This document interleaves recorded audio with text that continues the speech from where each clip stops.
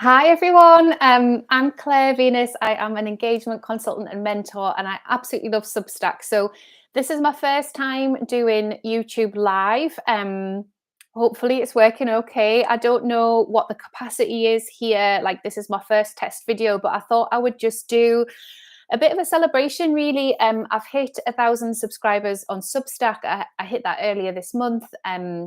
So it's been a journey. It's been a real journey, and I just wanted to share how it's felt as a writer and a creator, what's happened as part of that process, and how I'm feeling really about next steps on Substack, how I am managing my kind of content ecosystem as a solopreneur. It's all been beautiful but quite fast paced. So to rewind, I started on Substack in April 2022, and I really started writing there. I didn't know anybody else there other than I think Emma Gannon was on there and my husband was on there.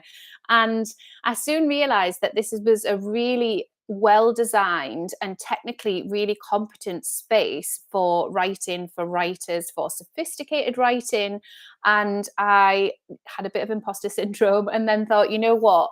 It would be really interesting to try. So I have done some writing professionally. I've been commissioned to write for publications. I've been commissioned to write for websites. I've been commissioned to write for blogs. But this was something else. This was a space for me and an extension of my company and brand, Creatively Conscious. So I called my publication Creatively Conscious and I started writing. I found I had a lot to say that was almost like this big kind of wave of freedom writing away from social media. So I was a real fan of Instagram at the time. And it's that kind of love-hate relationship. Like I love the community that I built on there. And I love the connection that it brought me, especially in the early days of motherhood. But then I was feeling quite boxed in, and I was feeling like a lot of what I was creating there wasn't being seen by my audience. I was quite frustrated by that. And also, I realized that because of all the new changes with Instagram, that people's attention span was quite short. And my attention span is longer. And I don't mind saying that for certain types of content. So I really wanted to use Substack to just unpack long form content for me, find my writer voice again, find what I wanted to say. And you can go back to those early posts and see the types of things that I was writing about.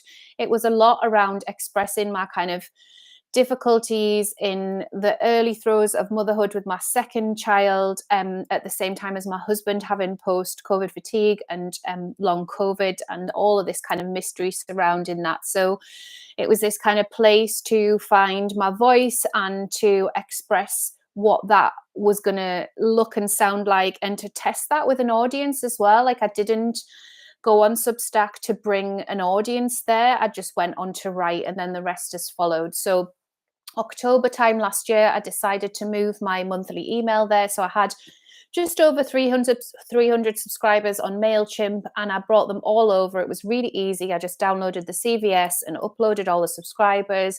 And I told them, look, like this is where I'm writing my monthly note on the sea now. And so I've been doing that since October time last year, and that's been gorgeous. And then as the platform has shifted and changed and they've introduced video, podcasting was there when I started. So I kind of was curious about if we could do podcasting in a new way. So we could maybe just, with the time that I had in weaving things in, was like, okay, can I just show up and talk? Like, would that work? So I did a little bit of that. It's called My Beautiful Reality, and I do one of those every month. And it's just like a, here I am, I'd love to talk to you for 10 minutes. And people really liked it. And even the people that weren't commenting on it, when I went into the statistics behind the scenes, I was finding that within the first sort of 12 hours, there would be 50 downloads. And I thought, in comparison to Instagram and to social media, kind of almost like censoring your voice and not allowing you to talk about certain topics, or, you know, stopping you from sharing things with your audience, this was like so refreshing.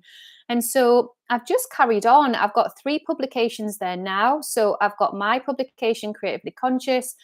I've got Company of Two, which is a shared publication for mothers. And I built that with my friend and colleague, Laura Oldfield. That one celebrates being balance and business in motherhood. And it's really a community space for mothers who also want to build businesses and have businesses around managing home life and children. And then I have Sparkle on Substack. So I started writing this Friday email, just being really generous with my um, information in terms of how I was staying creative on Substack. I know that I mentor a lot of creatives, and I think sometimes we can use perfectionism to not show up, or we can trip ourselves up by thinking things have got to be done a certain way. And actually, Substack lets you be really, really creative, and people are being really, really creative on the platform. So I don't know, I maybe sent about 15 emails, something like that, maybe less, every single Friday. And I thought I would run out of things to talk about, and I didn't. And so I decided that actually I wanted to move that into a new publication space so that I could grow it the way that I want to grow it, and I could set up a podcast with guests. And so I'm so excited to do that. I've got 4 guests lined up already. So I'm really excited to do that come autumn time. And it means that I get to reclaim my very first publication, Creatively Conscious, and talk about my earth keeping work here at home with my husband. We have a beautiful project around biodiversity and worm hotels, and I do loads of work with the cultural sector, the heritage sector, and I'm passionate about all of it. So it was almost like, okay, like now that that's got a life of its own and I can figure out a structure and a strategy for it, the Substack stuff can sit there, my stuff can sit there, and then I've got this other beautiful publication for mothers as well. So it's all been really gorgeous. And I would say, like, my top 3 tips, if you're thinking about starting on Substack, or you're already on there and you're trying to find your voice, would be around, oh, there's a baby crying. I'll have to go, but I'll come back with some top tips soon.